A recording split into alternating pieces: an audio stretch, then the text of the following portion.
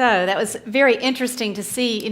Flemming and I have talked a lot about the fact that one of the biggest challenges in all of this is getting CEOs and C-level people to understand the value of doing this. And so Flemming, I'm sure there's a story behind, did he start out with this kind of attitude, or how did he arrive at it? Not exactly that attitude. Even, and again, as we also mentioned, I started working in 2005. We have no interactivity.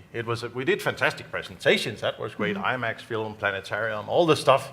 But still, I was finding that day too that people were falling asleep. So it's been a journey. And also, what I've seen is again and again that the first time they don't just jump into it.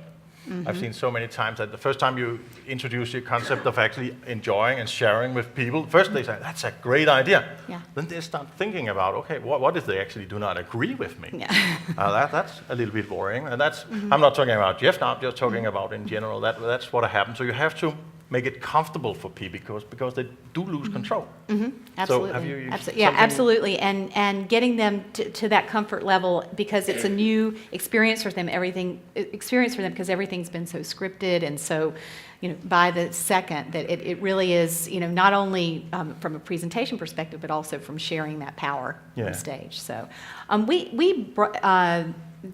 before we got together, Flemming and I brainstormed a few ideas about forces for and against. So if we could have that slide up, please.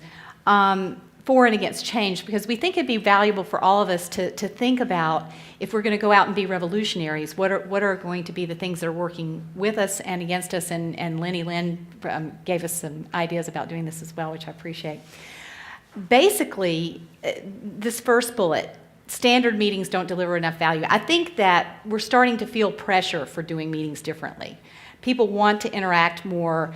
They expect more out of the meetings. They don't want to just go and sit and listen to a bunch of people talk. And I think that kind of sentiment is starting to move in our direction, that people know we need to open it up a bit. So I think that's something working for us.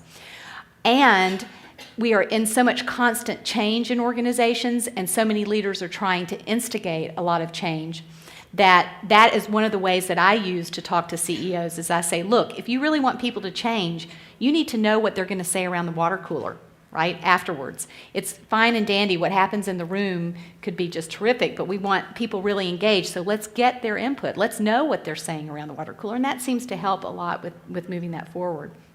And finally, we all have been hearing about the next generation. Well, I don't think it's just the next generation. I think it's anybody who is really accustomed to using technology and who has been using social media heavily. We get used to being engaged and interacting, and so they're going to be demanding new ways of meeting and working. So. Absolutely.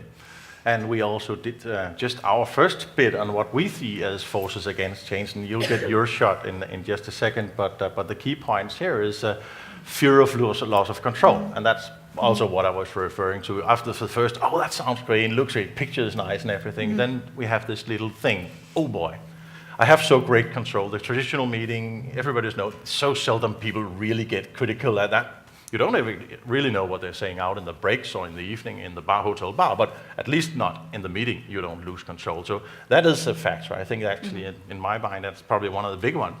And then the other one is really that a lot of people believe that, okay, doing this smart stuff is much more expensive. And I would just say that when we come in and take over a meeting that's been having, it's not necessarily a cost. Of course, we can do it more expensively. That's also part of that.